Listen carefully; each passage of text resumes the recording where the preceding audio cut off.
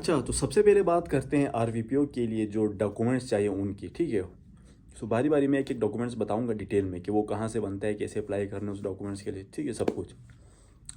तो सबसे पहला और इम्पोर्टेंट जो डॉक्यूमेंट है आरवीपीओ के लिए, वो है आपकी पुलिस क्लीयरेंस सर्टिफिकेट। इसलिए मैं कहता हूँ हर वीडियो में जो नए स्टूडेंट्स आते हैं पाकिस्तान से, अपने साथ पुलिस क्लीयरेंस लाज़मी लाएँ, वो भी मोफ़ा से अटेस्टेड करवा के। और आपकी पुलिस क्लीयरेंस का कहीं पर कोई काम नहीं होता है। ना आपकी एम्बेसी में रिक्वायर्ड है, ना आपकी इमिग्रेशन में चाहिए होती है। जो पुलिस क्लीयरेंस का काम होता है वो यहाँ आने के बाद होता है, ठीक है? तो आपने अपनी पुलिस क्लीयरेंस यहाँ पर लानी है। ज़ाहिर है जब आप यहाँ पर आएँगे तो वो एक्सपायर हो जाएगी, कोई मसला नहीं है। आपने दोबारा पाकिस्तान एम्बेसी में जाना है रशिया में, वहाँ उनको आपने पुरानी जो पुलिस क्लीयरेंस है वो देनी है। शर्त ये है कि वो अटेस्टेड हो मोफ़ा से, और साथ में 1000 रूबल भी देना है। उसके बाद वो आपको नई और फ्रेश पुलिस क्लीयरेंस सर्टिफिकेट बनवा के दे देंगे आपको, ठीक है? ये उनका काम है, वो बनवा के आपको दे देते। और जो नई सर्टिफिकेट बनवाते हैं उसकी मुद्दत होती है सिर्फ 3 मंथ्स। तो ये बात आप याद रखिए, जब आप आरवीपीओ के लिए अप्लाई करेंगे तो आपकी पुलिस क्लीयरेंस के 3 महीने का टाइम होता है, आपने जल्दी अप्लाई करना है। तो पुलिस क्लीयरेंस उस वक्त बनाएं जब आपका प्लान हो कि आरवीपीओ के लिए अप्लाई करना है। तो जब आपको पुलिस क्लीयरेंस मिल गई तो आपने वो पुलिस क्लीयरेंस उठानी है। उठाने के बाद किसी भी माई डॉक्यूमेंट होता है रशिया के अंदर, किसी भी माई डॉक्यूमेंट ऑफिस में जाना है और उसको क्या करवाना है, लीगलाइज़ करवाना है। लीगलाइजेशन की जो फ़ीस है वो 340 रूबल है, वो आपने पे करनी है। 1 हफ़्ते के बाद आपकी पुलिस क्लीयरेंस सर्टिफिकेट लीगलाइज होके आ जाएगी। आपने वापस उसी ऑफिस से जाके उठानी है, ठीक है? ये आपकी लीगलाइजेशन पुलिस क्लीयरेंस की रेडी हो गई। ये एक डॉक्यूमेंट हो गया। दूसरा जो डॉक्यूमेंट है और वो है आपका पासपोर्ट। पासपोर्ट तो ज़ाहिर है आपके पास होगा। आपने क्या करना है, उस पासपोर्ट की ट्रांसलेशन करवानी है। पासपोर्ट की ट्रांसलेशन मीन्स हर पेज की ट्रांसलेशन। वरना जब आप रशिया में आते हैं तो जब आप पासपोर्ट ट्रांसलेट करवाते हैं तो सिर्फ 2 पेज होते हैं।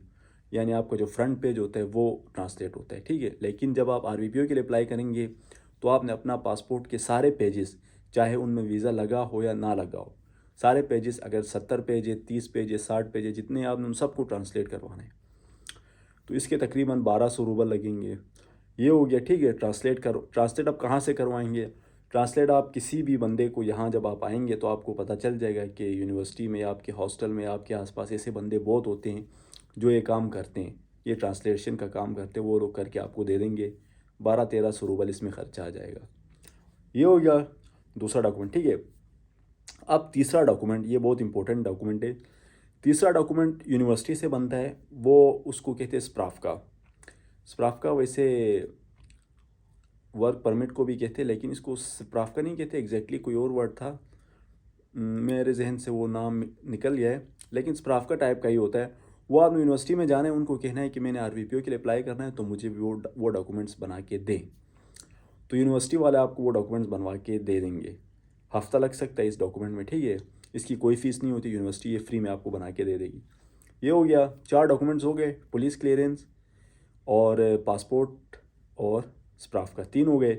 चौथा डॉक्यूमेंट मेडिकल है आपका। देखिए, जब आप रशिया में आते हैं तो मेडिकल आपको लाजमी करवाना होता है। तो देखें, आरवीपीओ के लिए स्पेसिफिक मेडिकल की जगह, हर जगह से आप मेडिकल करवा के आपको सर्टिफिकेट मिलता है मेडिकल का यहाँ पर, वो आप ले जाएंगे तो आपका एक्सेप्ट नहीं होगा। आरवीपीओ के लिए स्पेसिफिक इंस्टीट्यूट से आपने वहाँ जाके अपना मेडिकल करवाना है, ठीक है?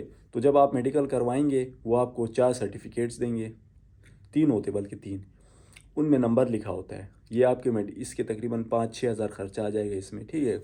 ये हो गया। उसके बाद एक और इम्पोर्टेंट डॉक्यूमेंट है, वो है आपका एप्लीकेशन फ़ॉर्म। आरवीपीओ का एप्लीकेशन फ़ॉर्म होता है, वो आपको कहीं से भी मिल जाता है, दोस्त यार से आप कहेंगे सेंड कर देंगे। वो आपने फ़िल करना है। फॉर्म कैसे फ़िल करना है वो एक अलग वीडियो है। अगर आपको उसकी भी डिटेल वीडियो चाहिए तो मैं डिटेल वीडियो बनाऊंगा उस पर कि फॉर्म कैसे फ़िल करना है।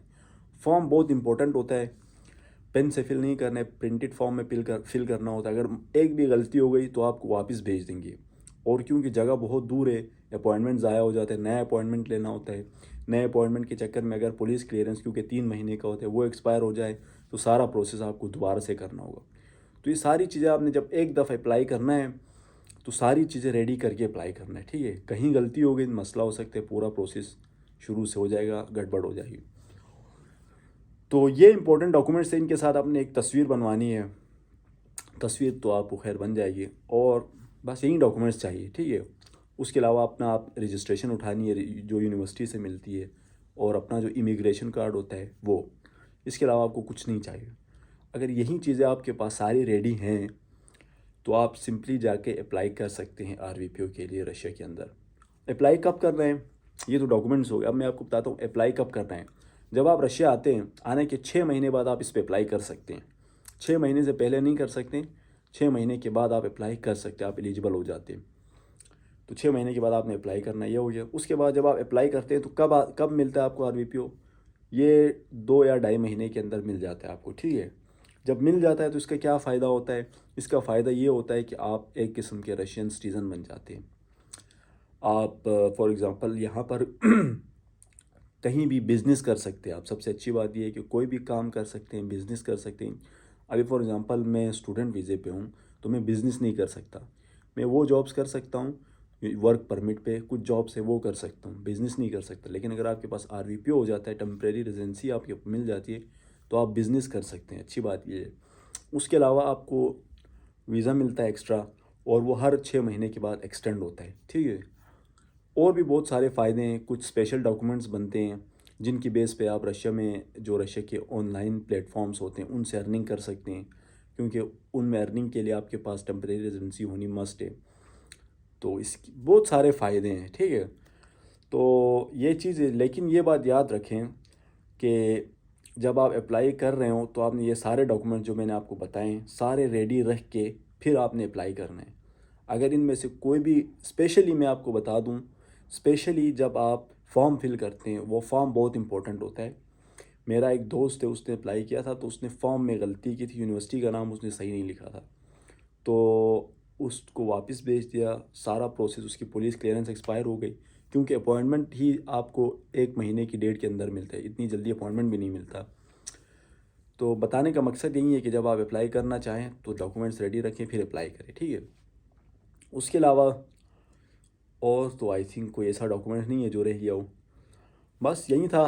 अगर इन्फॉर्मेशन अच्छी लगी हो तो एक लाइक कर दें। इंशाल्लाह फिर नेक्स्ट वीडियो में मिलते हैं। तब तक अपना ख्याल रखिए, दुआओं में याद रखिए। अल्लाह हाफिज़।